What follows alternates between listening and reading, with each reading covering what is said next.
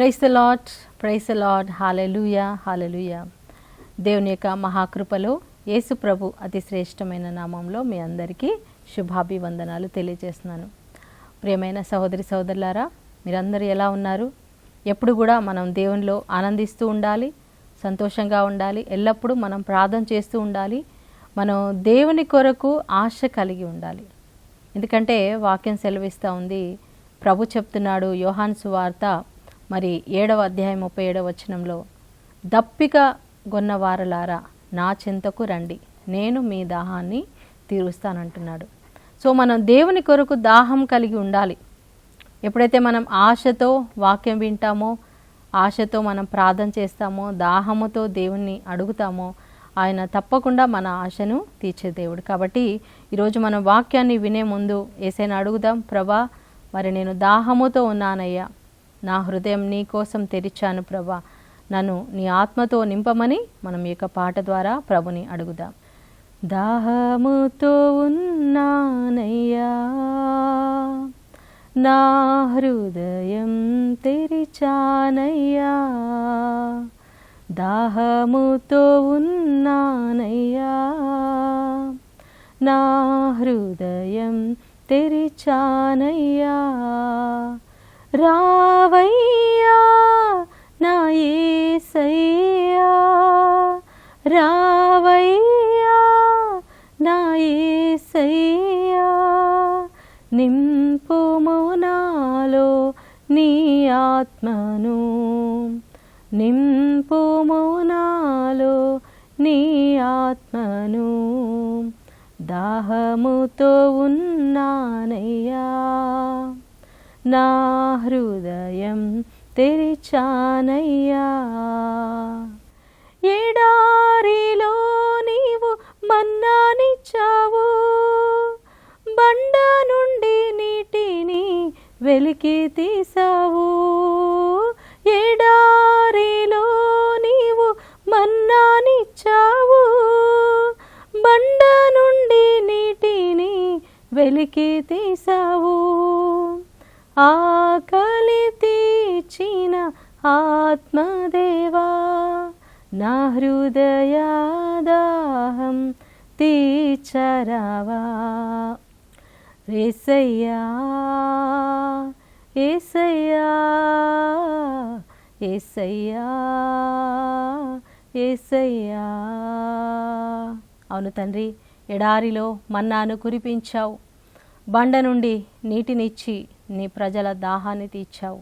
ప్రభా, ఈరోజు నీ వాక్యం వినడానికి సిద్ధంగా ఉన్న ఈ నీ ప్రియమైన బిడ్డలందరి ఆకలిని దాహమును తీర్చమని, పరిశుద్ధ ఆత్మతో నింపి నడిపించమని నజరేయుడైన యేసు నామంలో ప్రార్థించి వేడుకుంటున్నాం తండ్రి. Amen, amen.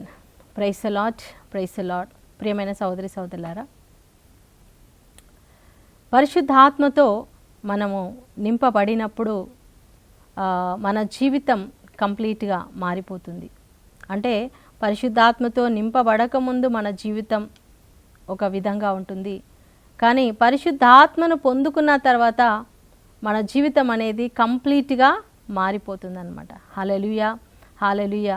దానికి ఉదాహరణ మనం పేతురు గారి జీవితాన్ని తీసుకున్నట్లయితే, యేసు ప్రభుతో ఆయన ఈ లోకంలో నడిచినప్పుడు ఆ యొక్క కడరాత్రి భోజనంలో యేసు ప్రభు చెప్తారు, యోహాను సువార్త 14వ అధ్యాయంలో ఆయన అంటారు, మీలో ఒకడు నన్ను అప్పగించబోతున్నాడు, తర్వాత మీరందరూ కూడా నన్ను విడిచి వెళ్ళిపోతారు, ఎవరి దారిన వాళ్ళు వెళ్ళిపోతారంటే పేతురు అంటాడు, ప్రభా, వీళ్ళందరూ నిన్ను వదిలి వెళ్ళిపోయినా సరే నేను మాత్రం నిన్ను విడిచిపెట్టను, అవసరమైతే నీకోసం నా ప్రాణమైనా ఇస్తాను అని ఆయన యేసయ్యతో చెప్తున్నాడు. యేసయ్య అంటున్నాడు, నువ్వు నా కోసం ప్రాణం ఇస్తావా?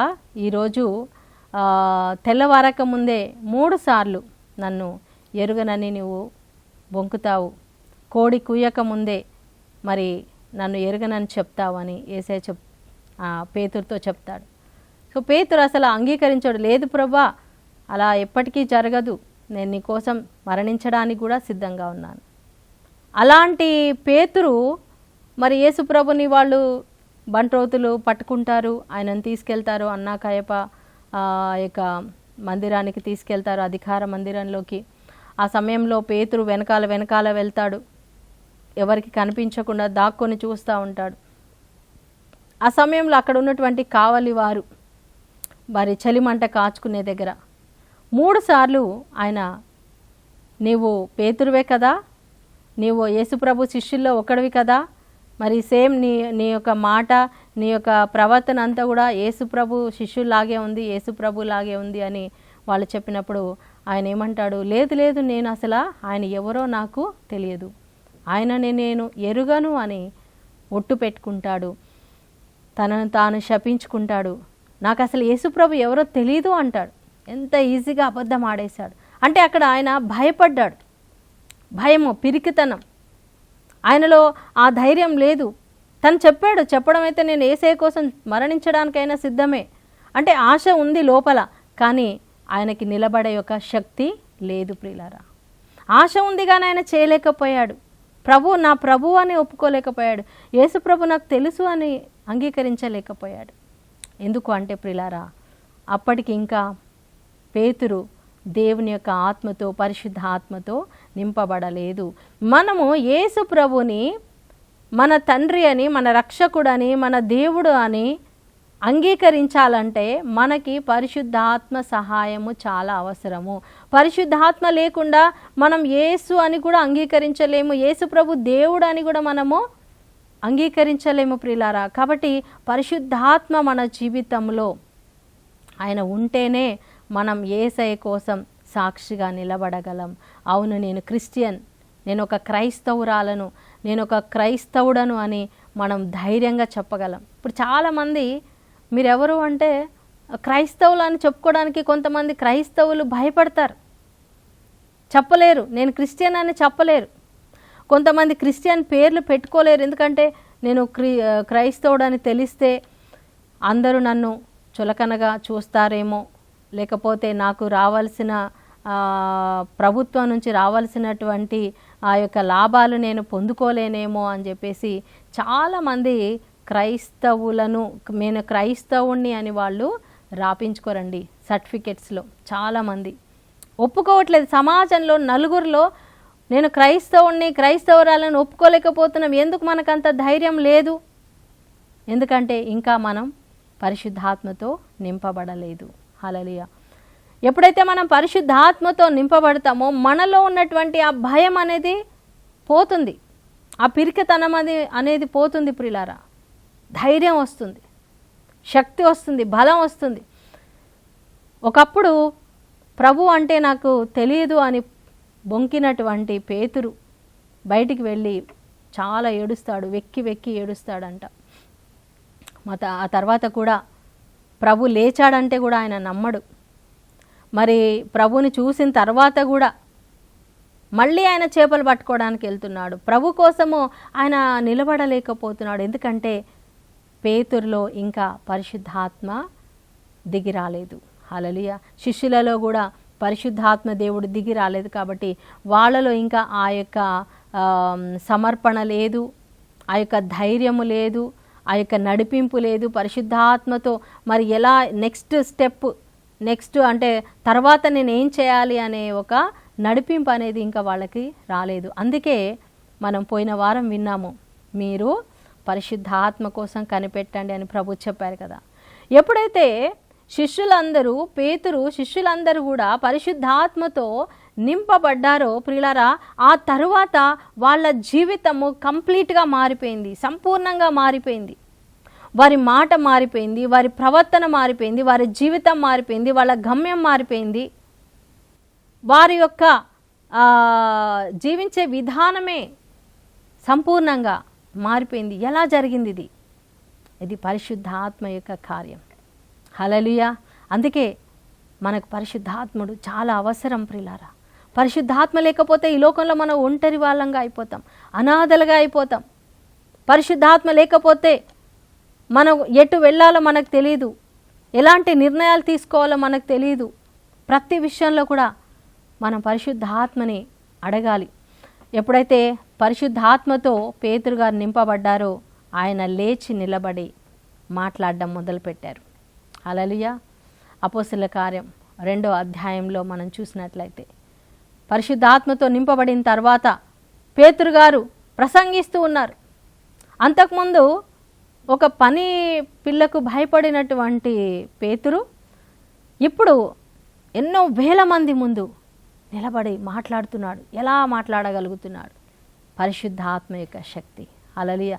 పరిశుద్ధాత్మతో నువ్వు నింపబడినప్పుడు నువ్వు ఏ మనుషులను చూసి నువ్వు భయపడవు, ఏ పరిస్థితులను చూసి నువ్వు భయపడవు, ఎలాంటి కష్టాలను చూసి నువ్వు భయపడవు. నువ్వు భయపడాల్సిన అవసరం లేదు. ఎందుకంటే నీలో ఉన్నవాడు ఈ లోకంలో ఉన్నవానికంటే గొప్పవాడు. హల్లెలూయా. Praise the lord. పేతురు గారు ప్రసంగం చేశారు. అక్కడ ఉన్న ఎంతోమంది పెద్దలు, శాస్త్రులు, పరిసయ్యులు కూడా విన్నారు. ఆ యొక్క యెరూషలేం పట్టణస్థులు కూడా విన్నారు. విన్న తర్వాత వాళ్ళందరూ అడుగుతున్నారు. వాళ్ళు హృదయంలో ఎంతో బాధపడ్డారంట, చాలా నొచ్చుకున్నారంట, చాలా వాళ్ళ హృదయం పగిలిపోయింది. అయ్యో మేము ఏం చేయాలి? మేము ఈ ప్రభుని తెలుసుకోవడానికి, ప్రభుని అంగీకరించడానికి, మేము ఈ రక్షణ పొందుకోవడానికి మేమేం చేయాలి అని పేతురు గారిని అడిగినప్పుడు, మీరేం చేయాల్సిన అవసరం లేదు, ప్రభు యేసునందు విశ్వాసం ఉంచండి, అప్పుడు మీరును మీ ఇంటివారు కూడా రక్షణ పొందుతారు. పరిశుద్ధాత్మ అనే వరం మీరు పొందుకుంటారు. ఆ వరం మీకు మాత్రమే కాదు, మీ కుటుంబ సభ్యులకు, మీ బంధువులకు, మీకు చెందిన వారందరూ కూడా పరిశుద్ధాత్మతో నింపబడతారు అని ఆయన చెప్పినప్పుడు వాళ్ళందరూ కూడా ప్రియులారా, ఆ మొదటి ప్రసంగంలోనే పేతురు గారు పరిశుద్ధాత్మతో నింపబడిన తరువాత మాట్లాడినటువంటి ఆ ప్రసంగం ఎంతో మందిని తాకింది. అక్కడ ఉన్న ప్రతి బిడ్డ హృదయాన్ని తాకింది. కనీసం 3,000 మంది ఆ రోజు యేసు ప్రభుని అంగీకరించారు. ఆయనే రక్షకుడని, నిజమైన దేవుడని, మెస్సయ అని, పాపుల రక్షకుడని అంగీకరించి వాళ్ళందరూ కూడా జ్ఞానస్నానం పొందుకొని ప్రభు బిడ్డలుగా మార్చబడ్డారు. Hallelujah. Hallelujah. Praise the lord.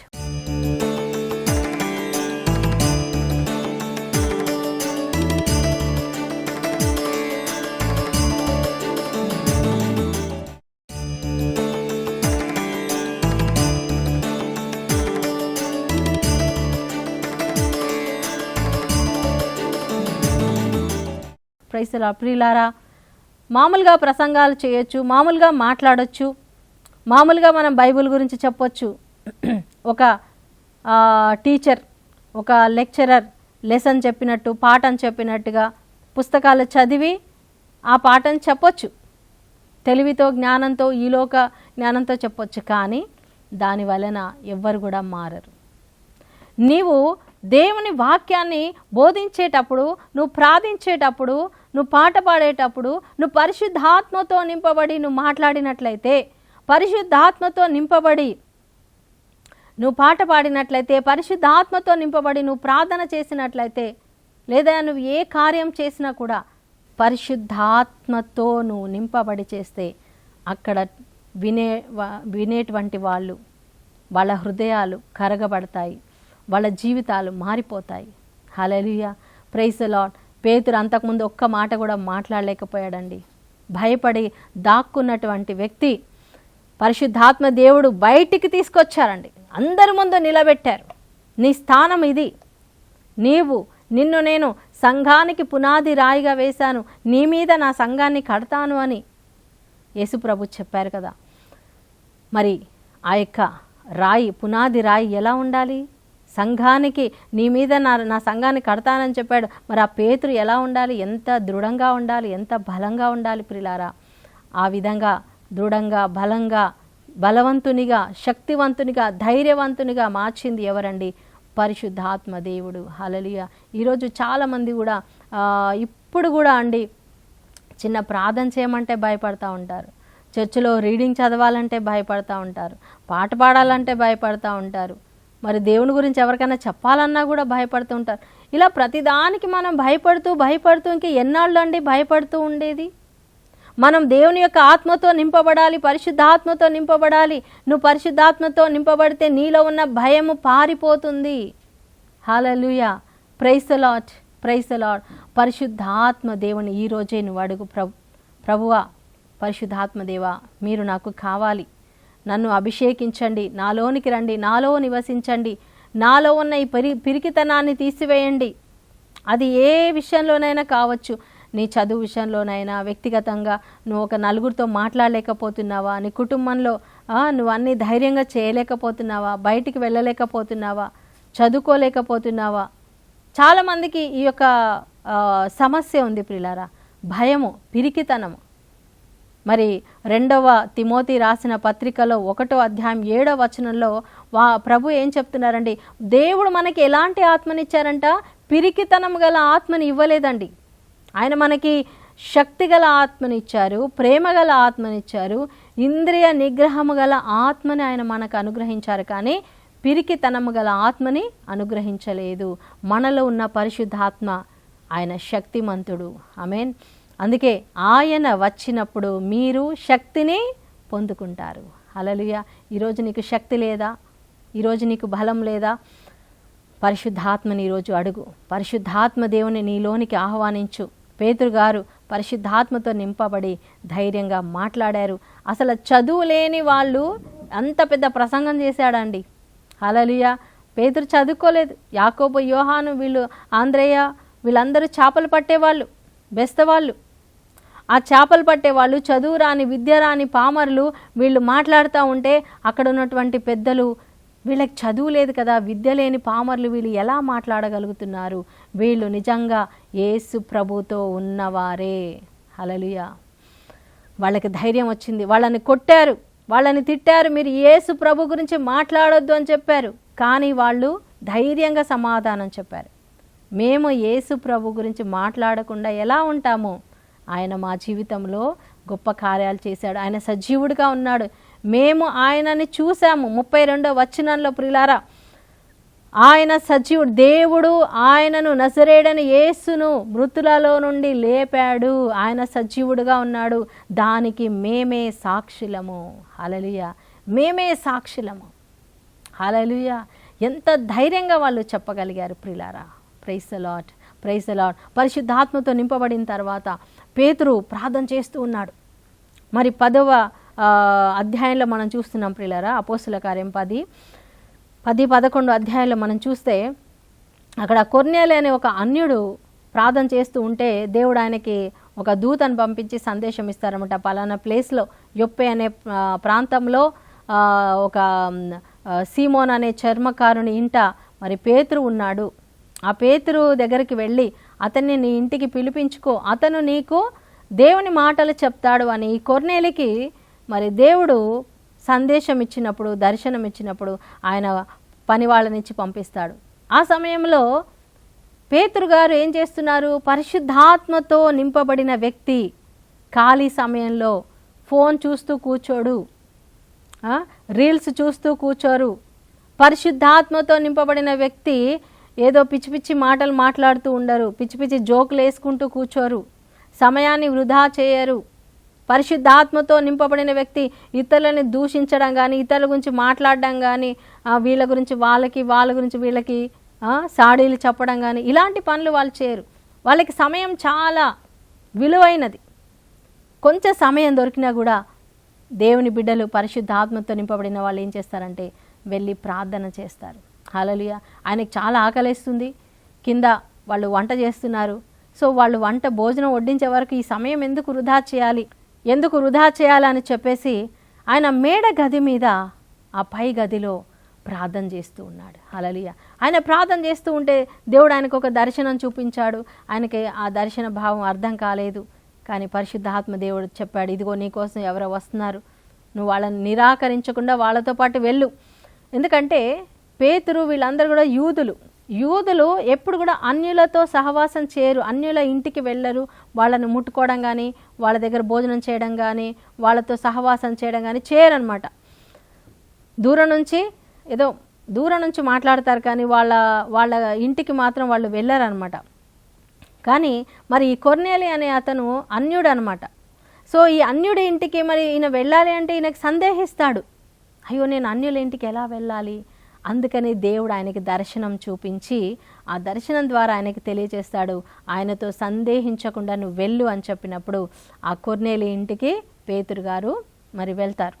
వెళ్ళినప్పుడు ప్రియులారా, ఈ యొక్క కొర్నేలి తన స్నేహితులు, బంధువులు అందరినీ కూడా తన ఇంట్లో పిలిపించుకొని గొప్ప దైవజనుడు మన ఇంటికి వస్తున్నాడు, పరిశుద్ధాత్మతో నింపబడిన దైవజనుడు, యేసు ప్రభుతో నడిచినటువంటి దైవజనుడు మన ఇంటిలోకి వస్తున్నాడు. ఆయన మనకి మరి దేవుని యొక్క సందేశాన్ని వినిపించబోతున్నాడు. మనమందరం సిద్ధంగా ఉండాలి, మనందరం శ్రద్ధగా వినాలి అని చెప్పి వాళ్ళందరూ ఆయన కోసం ఎదురు చూస్తున్నారు. పేతురు గారు రాగానే మరి ఆయన ఆయన ఆయన కాళ్ళ మీద సాష్టాంగ పడిపోతారు. కొర్నేలి చాలా ఎంతో దైవజనుడని ఎంతో మర్యాదగా ఆయనని తీసుకొస్తాడు. పేతురు గారు ఆశ్చర్యపోతారు, ఎంతమంది జనం ఉన్నారా. సో ఆయన ప్రసంగం మొదలుపెట్టి దేవుడి గురించి మాట్లాడడం మొదలు పెట్టగానే పరిశుద్ధాత్మ ఆ ఇంటిలో ఉన్న బిడ్డలందరి మీద దిగి వచ్చాడు. హల్లెలూయా. అంటే పెంతెకొస్తు పండుగ దినమున శిష్యుల మీద ఎలా అయితే పరిశుద్ధాత్ముడు దిగి వచ్చాడో అదేవిధంగా ఇక్కడ అందరూ అన్యులే ఉన్నారు, అన్యజనులు వీళ్ళందరూ, వాళ్ళ బంధువులు, వాళ్ళ స్నేహితులు అందరూ కూడా అన్యులు. వాళ్ళ మీద కూడా పరిశుద్ధాత్మ దేవుడు అదేవిధంగా దిగి రావడం చూసి పేతురు ఆశ్చర్యపోతారు. అంటే దేవుడికి అందరూ సమానమే, యూదులని ఆయనకు తేడా లేదు, అన్యులని ఆయనకు తేడా లేదు, ఆయన ఏ భేదం చూపించట్లేదు. సో ఆయన చెప్తాడు, ఇప్పుడు నాకు తెలుస్తుంది దేవుడికి ఏ పక్షపాతము లేదు. హల్లెలూయా, ప్రైజ్ ద లార్డ్, హల్లెలూయా. ఆయన అందరినీ ఆశగల ప్రతి ఒక్క ప్రాణాన్ని ఆయన తృప్తిపరిచే దేవుడు, ఆశగల ప్రతి ఒక్కరిని పరిశుద్ధాత్మతో నింపే దేవుడు, మరి విశ్వాసం ఉంచే ప్రతి ఒక్కరికి రక్షణను ఇచ్చే దేవుడు. పేతురు చూడండి, పరిశుద్ధాత్మతో నింపబడిన తర్వాత అన్యజనులకి సువార్తను ప్రకటిస్తున్నాడు. ఆమేన్. మరి ఆయన తర్వాత మనం చూస్తాం ప్రియులారా, 8వ అధ్యాయంలో కూడా మనం చూసినట్లయితే తబిత అనే సహోదరి, ఆమె చనిపోయినటువంటి ఆ స్త్రీ కోసం ప్రార్థన చేయడానికి ఆయనను తీసుకెళ్తారు. మరి ఆయన ప్రార్థన చేయగానే చనిపోయినటువంటి స్త్రీ బ్రతుకుతుంది. చూడండి ఎలా ఇది జరిగింది, పరిశుద్ధాత్మ శక్తి. హల్లెలూయా. పరిశుద్ధాత్మతో ఆయన నింపబడ్డాడు కాబట్టి ఆయన చేసినటువంటి ప్రార్థన దేవుడు ఆలకిస్తున్నాడు. అలాగే పక్షవాతంతో ఉన్నటువంటి 8 సంవత్సరాల నుంచి బాధపడే ఐనయ్యు అనేటువంటి ఒక వ్యక్తిని మరి నువ్వు లేచి నీ పరిపెత్తుకొని నడు అంటే ఆయన చూశాడు కదా. అంతకుముందు యేసుప్రభు ఎలా ఈ లోకంలో ఉన్నప్పుడు 38 సంవత్సరాలుగా పడకలో ఉన్నటువంటి ఆ బెతెస్దా కోనేటి దగ్గర యోహాను సువార్త 5వ అధ్యాయంలో మనం చూస్తాము. మరి అక్కడ ఉన్నటువంటి ఆ వ్యక్తిని ఎలా నువ్వు లేచి నీ పరిపెత్తుకొని నడు అని చెప్పారో, అదేవిధంగా పేతురు పరిశుద్ధాత్మతో నింపబడిన తర్వాత నువ్వు లేచి నీ పరిపెత్తుకొని నడు అని చెప్పగానే ఆయన కూడా పరిపెత్తుకొని నడిచాడు. హల్లెలూయా. యేసు ప్రభు చేసిన కార్యాలే ఆయన కూడా చేస్తున్నాడు. హల్లెలూయా. యేసు ప్రభు యాయిరు కుమార్తెను ఎలా లేపారు, మరి పేతురు గారు కూడా తబిత అనే కుమార్తెను ఆయన లేపారు. హల్లెలూయా, ప్రైజ్ ది లార్డ్. ఇంకా ఎన్నో అద్భుతాలండి. పేతురు నడుస్తూ వెళ్తూ ఉంటే పేతురు నీడ ద్వారా దయ్యాలు వెళ్ళిపోయినాయి, స్వస్థతలు కలిగినాయి, అద్భుతాలు జరిగినాయి. పరిశుద్ధాత్మతో నింపబడక ముందు పేతురు వేరే, పరిశుద్ధాత్మతో నింపబడిన తర్వాత పేతురు మరి సంపూర్ణంగా మారిపోయాడు ప్రియులారా. అలాగే శిష్యులందరూ కూడా అంతే, శిష్యులందరినీ కూడా ఒక్కొక్కరిని దేవుడు అభిషేకించి వాడుకున్నాడు. ఈరోజు మరి నీవు పరిశుద్ధాత్మతో నింపబడ్డావా? నీ జీవితం ఈరోజు ఖాళీగా ఉందా? ధైర్యం లేకుండా ఉన్నావా? దేవునికి ఎలాంటి మరి దేవునికి పనికిరాని ఒక పాత్రగా ఉన్నావా? నువ్వు ఎప్పుడైతే పరిశుద్ధాత్మతో నింపబడతావో నువ్వు దేవునికి పనికొచ్చే పాత్రగా మారుతావు, గొప్ప సాక్షిగా మారుతావు. దేవుడు నిన్ను అభిషేకించి నీ ద్వారా కూడా గొప్ప కార్యాలు చేస్తారు. నిన్ను కూడా ధైర్యంతో నింపుతారు, నిన్ను కూడా ప్రేమతో నింపుతారు. నా ప్రియమైన సహోదరి సోదరుడా, అలాంటి జీవితం, అలాంటి అభిషేకం మనందరికీ కావాలని మనం ప్రార్థన చేసుకుందాం. దేవుడి వాక్యం దీవించునుగాక. అందరూ కూడా ప్రార్థనలో ఏకీభవించండి. స్తోత్రం స్తోత్రం స్తోత్రం. మహాగణుడా, పరిశుద్ధుడా, మా ప్రియ పరలోక తండ్రి, నీ పరిశుద్ధ నామానికి మహిమ కలుగునుగాక. ప్రభా, అవును తండ్రి, ఎలాంటి పిరికివాడు బొంకిన పేతుర్ని తండ్రి మీరు ఈరోజునైనా అభిషేకించి పరిశుద్ధాత్మతో నింపబడిన తరువాత ఆయన తండ్రి మరి ఆయన ద్వారా ఎన్నో అద్భుతాలు చేశావు నాయన. ఆయన ప్రసంగం ద్వారా ఎన్నో వేల మందిని మార్చావు నాయన, ఎంతోమంది అన్యులను మార్చావు నాయన, ఎన్నో అద్భుతాలు, స్వస్థతలు, చనిపోయిన వాళ్ళను కూడా లేపావు నాయన. Thank you lord. ప్రభా, యేసయ్య, పేతురు ద్వారా జరిగినటువంటి అద్భుతాలు మా ద్వారా కూడా జరుగునుగాక, మాలో కూడా ఆ ధైర్యం వచ్చునుగాక నాయన మాలో ఉన్న పిరికితనం తీసివేయండి నాయన. ప్రేమ, ఇంద్రియ నిగ్రహం, శక్తి మాలో దయచేయండి నాయన. నీ పరిశుద్ధాత్మతో మా అందరిని కూడా అభిషేకించమని, దీవించమని నాయన, నీ కృప చూపించమని, ఈరోజు వాక్యమైన ప్రతి ఒక్కరిని కూడా నాయన పరిశుద్ధాత్మతో నింపమని ప్రభా ప్రార్థిస్తూ నజరేయుడైన యేసు నామములో ఈ మనవులన్నీ వేడుకుంటున్నాం తండ్రి. Amen, amen, amen. మీ అందరినీ దేవుడు దీవించును గాక. God bless you. షాలోమ్.